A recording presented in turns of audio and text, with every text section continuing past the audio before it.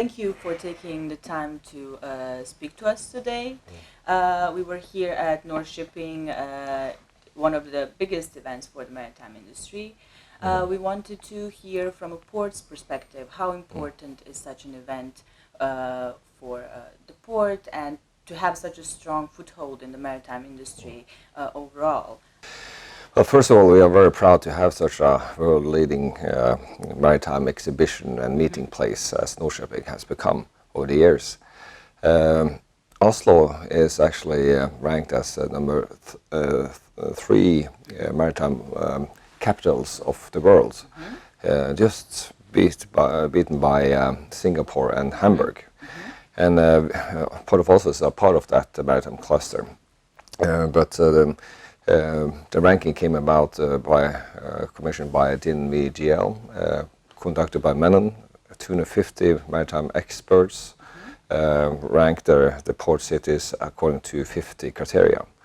And there Oslo came up top 3, leading in the place that they could do the digitalizations and ranking high in maritime law and finance and so on. So in that sense, I think it's very befitting that Oslo is hosting such a great event as North Shipping. We have that provides avenues for gathering new knowledge through the great conferences, but also for the breakaway groups and smaller other events that partake, that also Heidi was participating in several of. And then also we should not forget that also the maritime industry is a relations industry. So great connections could be made after the regular business hours. And that's often the most useful part for at least for certain issues. So we were very proud to have North Shipping here and be part of it. It's more towards the maritime industry as such, but I think the ports can participate to a greater extent. There was not too many ports here as I could see, and we will also see how we as a port can come stronger and have a stand and things like that to show what we are doing. Unfortunately, this time it's crashed with transport logistics in Munich, which is a great exhibition for the logistics side. If you prepare before coming to the North Shipping Week, then you can get the opportunity to meet exactly whoever you want in the maritime business, because they're all here. And also you increase knowledge. I just from starting with the Future Innovation Day on Monday and closing with a decarbonization debate yesterday, and feeling that you're actually developing your mindset through the week as you talk to a lot of different people with very different views, and getting good discussions, and also, like you say, open up and get new connections and new people. But you mentioned that you would like to talk more about the developments at the port and present them to the world. What is going on at the moment? What are the key projects you are involved in, and let's say the key milestones since you took over at the helm of the port in 2017? When I took over, there was after when the port have a great focus on the city development, because we were basically halving our area from all being a port area to half going to be port, half going to be a city. So my predecessor and the previous board have had a great focus on that. And now that is going along very nicely. We have transformed Oslo as one know it, and Port of Oslo can be very proud of that. And now when I was hired, it was to refocus on the core business, which is port operations and port development. The city development will still be very important, because that's going to fuel the growth in the port side. So what we are doing now, we are ready to go another investment period with expanding further for Ilport, or a container terminal.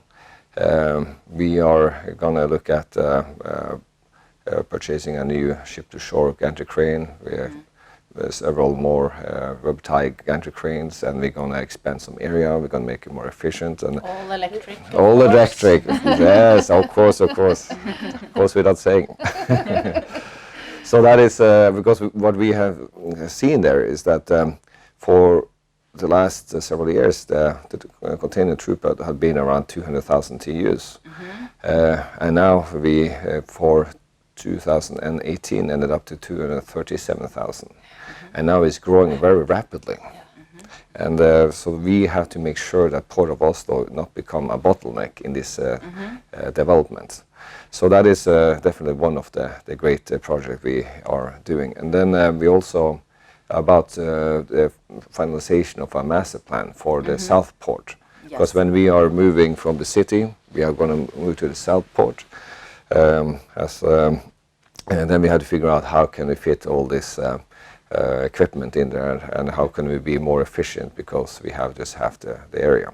So at what stage is the development of Sydhavna, or the South Port? When do you expect to have all the plans in place, and basically when can we expect the first container ships to arrive at the port? Here. They are here, definitely. We, so as I said, we have 200,000 TEUs, and we have actually getting more lines as we speak. We got 3 container lines last year. So we, but we hope to further expand that. But the next step will also be with the master plan is to see certain we'll call the King's Port, Kongshamn. We will look at developing that for general cargo and dry bulk and things like that. So that's what we are looking at in the master plan. How can we do all this? And the good thing is that when I'm not sure if you've realized, but the city of Oslo has the green forest in the background, and we have the blue fjord in the front, and right in the middle, between the blue and the green, is the city port in between. And the logistic chain combining sea transport with low and zero emission land transport is the next stage of transport segments and logistics, which all cities need. So I would say that if you're a large city and you have an effective port like the Port of Oslo, then you will definitely be able to grow sustainably and at the same time decrease your emissions. And building the infrastructure, finding what type of fuels, discussing this with shipping, finding what kind of equipment is it that you're building infrastructure for to get area effective, but also fuel and energy effective. So looking at the whole South Port as one energy system, that you will use the energy smarter, but also get smoother logistics between sea and land transport. So where do you see the trend picking up? Is it the electric power? Is it maybe LNG, biogas, in terms of companies picking their fuel and their transition path towards decarbonization? It's not one, it's all of the above. Well, I can say it's very interesting because last fall we had a delegation from German Bundestag, and just on Monday we had a visit of the UK Minister of Transport, and they were of course interesting to hear what we were doing on the environmental issues, and I had to say that both to the Bundestag and to the Minister from UK, I had to say that LNG is almost a past technology in Norway. And it was interesting because the very same day as we started the tour with the Minister in the city, I started the tour deliberately at the pier where one of these passenger ferries goes over to the peninsula across here. Because that very day, they took that ferry down to a wharf. They're running on LNG. They're ripping out LNG and putting 26 tons of batteries into that. And then the 2 sister ships will follow. So that's very interesting, because I know in the rest of Europe, LNG is now Just coming. up. So, but I think also LNG is very good for many purposes. For our city, And it reduces air emissions drastically. yeah. So if air pollution is the city's largest challenge, LNG is definitely part of that solution. And also, if the ship is running on LNG, you can easily run it on biogas, which just neighbor to our port is the sewage facility that produces biogas, and a combination of all these fuels will be part of the solution. But knowing what to make space for, how to build it, and challenge the market to find the best solution, and be a platform for innovative solutions. I think the port is a absolute fantastic place to start, because you have all the actors. You're in the middle of all the sea transport, the cargo handlers, the cargo owners, and also the city demanding for zero emission solutions, because we need zero emission solution on the whole transport sector to be able to reach the Paris Agreement. So what would you say are the key challenges? Is it the timeline from the... Shipping would say timeline, definitely. If you ask others, it would be the technologies that are there, but nobody is demanding them. Others will say, well, consumers have to ask for it. There will be a market if the consumer asks for it. Others will say that the fossil fuels need to be higher cost, so the renewable fuels will match on a business case. And I think it's a combination of them all. But I have to say that if you look at this one here, Port of Oslo as a zero-emission port action plan, this is an extremely well-written document because it's based on facts. Then all the emissions, both global and local, have been studied and is put into here. So we know, for instance, the Port of Oslo and our customers have 4% of the CO2 emissions of the entire city. And we know about the NOx, we know about the SOx, we know the particles. And the particles are a very interesting part, I have to say, because we are in 5-6% of the total as a port. But the wood stoves that a lot of Norwegians have in their household have 35%. So I think facts is very important. And this is also purely cost-benefit based. So we kind of rank things, where can we cut various emissions for the cheapest, because then we can do more. And also with this one, I think is very smart, because this is adopted by the port board. Is by the executive board of the city of Oslo and the city council of Oslo. So it's very well funded, and this is also technology neutral to a large part, because put limits and let the industry figure out what is the best, the most efficient way to do that, because then enhance also innovation, and you can get more efficient solutions. So I think this is a very good document for us, and it's an action plan we're gonna tick off as we go. Yeah, and also having the background of this is all the CO2 emissions in the city, and the largest part is land transport. But this shows that all sectors have to reduce, and we know that all the sectors are working on reducing emissions. So if land transport, like Ruter, the electrical buses are here in the port, you have the small autonomous buses here in the port. The transport sector is moving towards zero emission. So that means that this part will get smaller, and the Port of Oslo still just has 4% of the CO2 emissions. That's with sailing in and out at berth, all the cargo handling and all the transport in and out. It's a complete of the whole chain that's related to the port. And still it's just 4%. But instead of saying, well, let everyone else, we're leaning in and saying, okay, this one will just increase in time if we don't do the right work now and start planning, and in cooperation with the partner, find the right partners to build the zero emission port. And that's what we're doing now. This year we're looking into that. And also, like you said, Ingvar, looking into, this has measures pointing out how much you can reduce with the different types of measures, And we also know the different ship segments and where the emissions are. So when we Where are looked the in, emissions? yeah, and which to- sector? which sector? Because the Port of Oslo has a little bit of dry bulk. We have container. We have wet bulk. We have all Cruise? kinds. Yeah, Cruise. cruise, We yeah. have local Ferries. International so ferries. it's all the different segments. But we also know that some of them have the largest part of the CO or the emissions related to their business, and thus we look at them first. Yep. We pinpoint to find the most cost-efficient solutions together and in partnership with the actors who can implement the measures, because the port themselves, it's not we can implement the measures, it's our customers and in cooperation that we will succeed.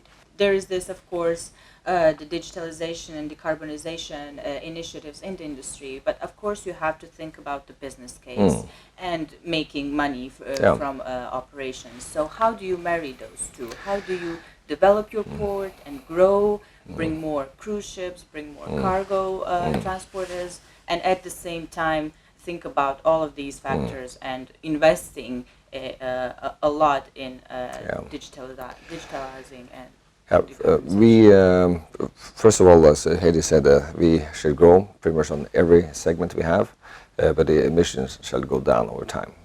So that is the overall goal that we have from our owner as well.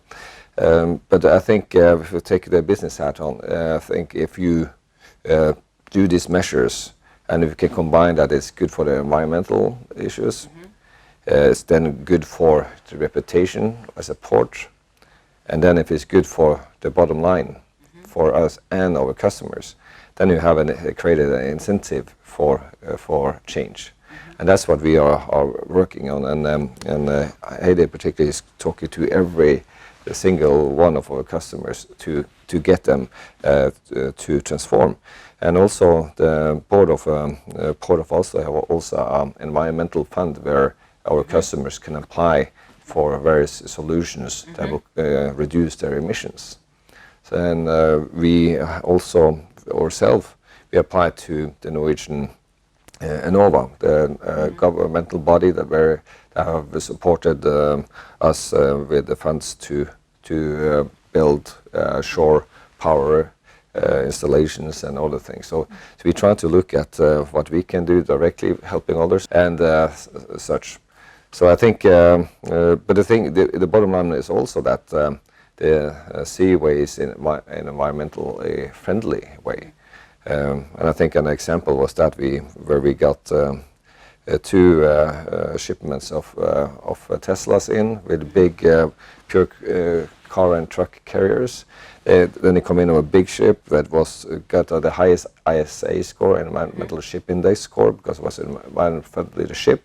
The shipping mode is friendly by transport. And then the Teslas, of course, are zero emissions. So that was like a 3-for-1. So we try to stimulate the issues, because if we are too tough on these issues, the trucks that now greatly are coming from road to sea, especially from the Baltics, will then be pressed back to the roads, and nobody wants that. So we have to find the right balance. And also everyone is talking about the low-hanging fruits. So in our case, the shore connection power for the foreign ferries was closest to reducing quite a lot of emissions with one measure. And at the other hand, shifting the cargo from the road to the sea route will more than half the emissions from the transport sector of all the cargo coming from the continent and up to through the Scandinavian countries and all the way out north to us.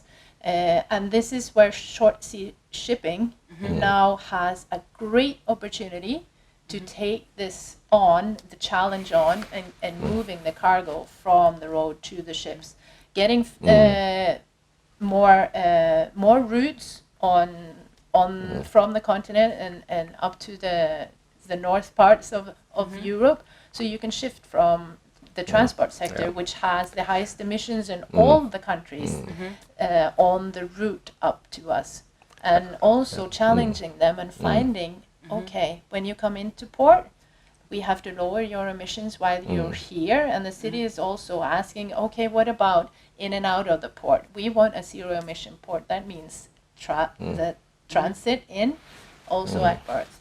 So putting up new container lines that are now developing and getting some ships on route also has a business opportunity for building solutions for zero emission at both ends, similar to the foreign ferries. The combination of the cargo owner and the shipping investing in the new solutions like Yara Birkeland, fully autonomous and zero emission solutions. And like they say, that we would never start this investment if we didn't think that this can scale up and into different segments, not just in Norway, but in the world. So the Yara Birkeland is being built. It will be en route soon, and it will just show and make shipping more comfortable with the when you put pilots in action. The market will see that this works. Okay. Then they will feel more comfortable in regard to their next investment. And many ships are now 30 years. There is a huge shift and it's a big opportunity to choose the future fuels compared to the fossil fuels that we have today.